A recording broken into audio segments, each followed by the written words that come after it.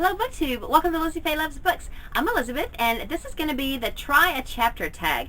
Well, I have been thinking about doing this for a while, and when I got my brand new Kindle from our Library Bingo Challenge, I was just setting up different apps and I went on Goodreads and I was kind of checking out how it's different on the Kindle, and it was almost like when you're setting up Goodreads for the first time, it asks you what genres you like, and so I put in mystery and I put in Christian fiction and women's fiction. So it started running books past me that I could click on if I wanted to add it to my shelves. And so I found several that I either own or have been wanting to read, but I never actually got around to putting them on my Goodreads TBR shelf. And so I started clicking on those and just putting them in my TBR list. And then when I went back and looked, the app had downloaded a sample of each of those books to my Kindle. So the majority of them were Christian fiction or women's fiction, and some of those were historical, and then there were some cozy mysteries. And so I thought, I don't need those. I already know I'm going to read them. I almost went and deleted them, but I didn't. And then a day or two after that, I was at the doctor's office and I got there without my book. I never go anywhere without a book, you guys, but I had this with me and I had my book samples, so I just pulled one up and started reading it. And I finished that sample and then read another sample, and so then over the course of the day and over the next few days, I just kept reading the samples. And the ones I started with were the ones that were mostly women's fiction, Christian fiction, and historical fiction. And some of those overlap. So I thought, why don't I just do a Try a Chapter tag with the samples that I have been reading on my Kindle. So there's actually 7 books that I have read samples of so far, and all the rest of them, and there's another, I've got 4 others that are all cozy mysteries, so I'll probably do those in a separate video. I might go ahead and download one more, because I know usually the Try a Chapter tag is 5 books, so I may go ahead and download one more sample, and then I will do that cozy mystery Try a Chapter tag at a later time. But for now, I thought I would just go ahead and quickly show you the books that I read a preview of or a sample of on my Kindle. So I'm going to cut in here with some new footage because I have filmed several videos before I left on my trip to Oklahoma, and this was the only one that I didn't get edited and scheduled to run while I was gone. So when I got home and I started looking at it, I realized there were parts of it that were just not salvageable. The parts, because I didn't have several of the physical books, and the parts that I tried and the covers I tried to show you on my Kindle just didn't come out. I think you have to maybe reduce the backlighting on your electronic devices in order for it to show up on the video. I don't know. If you know, maybe you could tell me, because I know that people show things on their electronic devices and they look just fine, but I don't know if that's what I did wrong or exactly what I need to do that. But now I've managed to get my hands on a physical copy of the rest of the books that I didn't have in the original filming, so I decided just to go ahead and refilm it. I even put on the same shirt so that if I want to edit back in some of the original footage, I can, and it won't make that much difference. So anyway, and I also took a minute to kind of break down these books for you so you can kind of know what type of book they are. As I said earlier, there are 7 books, and 4 of them are definitely Christian books. 2 of them are clean books, but do not have a Christian message. And then one of them has some mild sexual humor and some bad language. And then as far as the setting, 5 of them are historical, and 2 of them are contemporary. And then for the audience they are written for, 5 of them are of women's interest that I would label women's fiction, and 1 is a middle grade book, and the last one is written by a woman, but it's about a teenage boy and his coming of age. So as you can imagine, that is the one with the mild sexual humor and the bad language, and I believe it's written for a male or female audience. So let me just tell you a tiny bit about each book. The first one I read is Friendship Cake by Lynne Hinton, and while this has a church setting, I would not classify this as a Christian book. And what I mean, and where the difference is that a Christian book is one that weaves throughout a Christian evangelical message. And this book, I think, is going to be very clean, and, you know, because as I said, it has a church setting, and it's going to be funny. But I don't believe that this one's going to have a Christian evangelical message woven throughout, like a lot of Christian books do. So therein lies the difference. Now, my sister, actually, I had loaned this book to my sister, and she gave it back to me on my trip, and she said she didn't really care for it that much. And I think it might be because she was expecting it to be a Christian book, and it really isn't, even though it's set in a church group setting. It is about a lady who grew up on a farm. She's kind of a tomboy. She was always interested in more of the farming aspect of it, and didn't really enjoy all of the housework and kitchen type jobs that a farm wife would usually be involved in. But she married her husband, who was a farmer, and he has passed away. And so now she is having to do all of the farm work as well as the domestic work too. And she really does enjoy the farm work, but of course all of that altogether is keeping her very busy.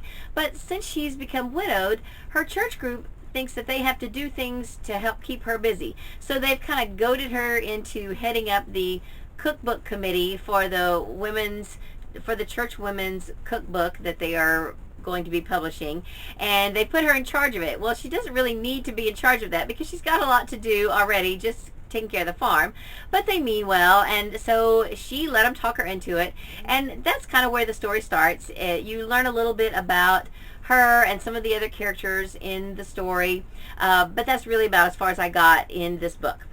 Now, the next one I want to tell you about, this is the middle grade book.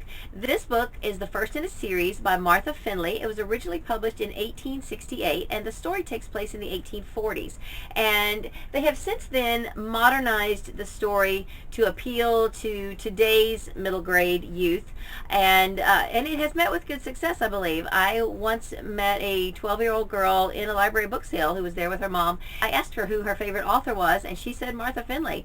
So I think that these have definitely stood the test of time, and there are plenty of today's young people who enjoy these books as well. This one is the modernized version, and the first book is called Elsie's Endless Wait. And the one I downloaded to my Kindle is the old original version, and I believe it's called Elsie Dinsmore, A Life of Faith, or something to that effect. If that's wrong, I'll write it down below. So I think I'm going to lean towards the original version. I'm really not in favor of modernizing things too much. I know that they've modernized Nancy Drew and things like that, and I really like going back to the original. But, you know, if that's what it takes to get young people to read something, then I'm all in favor of it. But I'm glad that we still have the choice. This is about a sweet little girl.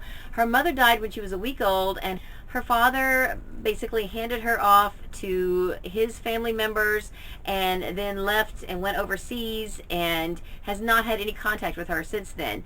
And of course she longs to know her father, and she really needs someone to love her because her aunts and uncles and cousins, they don't really treat her fairly. They don't really love her like they should, and so I'm interested to see how it's going to pan out. Now, her I believe it was her nanny who at first taught her about God, and as a little girl even, she really longs to be like Jesus. She loves Jesus, and she wants to do everything that she should to be a good Christian. But she's letting people walk all over her, and I'm hoping that as she grows and matures, she will come to a better understanding of how to be a Christian and turn the other cheek without letting people walk all over you. I'm looking forward to reading about her growth and maturity as she grows through the series. There are several books in the series, and I believe they take us through her life into adulthood. So this is the first one. I've been interested in reading these for a long time, and I did go ahead and download the whole book on my Kindle because it was a free download. I guess it's public domain now since it was written in the 1800s, and so I'm excited to be able to read it. And since I have the print copy of the modernized version and an e-copy of the original, I might go ahead and kind of read both of them alongside each other to kind of understand how they're different and what they've actually changed to update it.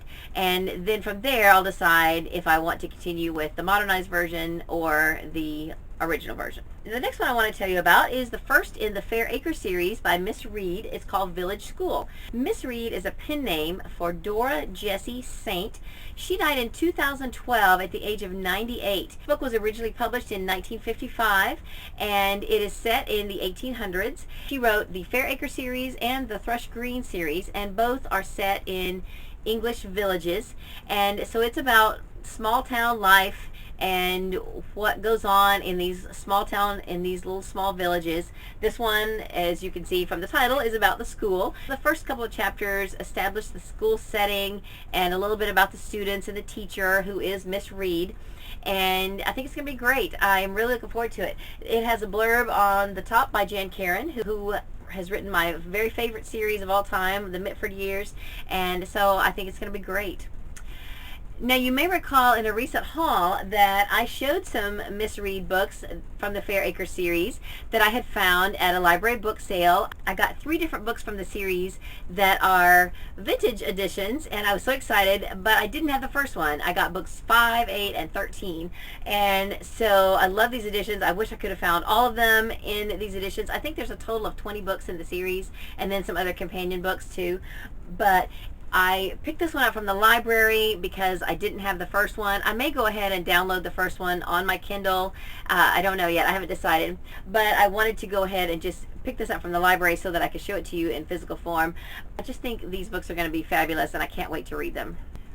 The Calling of Emily Evans by Janette Oak is a book I actually thought I owned, but I didn't. I found this at my friend's flea market bookstore. I was actually giving her some books, and so when I saw that she had this one, she just let me have it.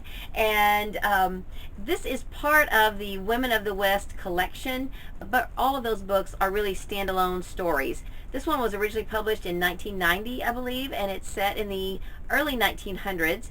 And Janette Oak says that while this story is fictitious, it is based on the research that she found of young women in the early 1900s who were sent out as missionaries in the Canadian West.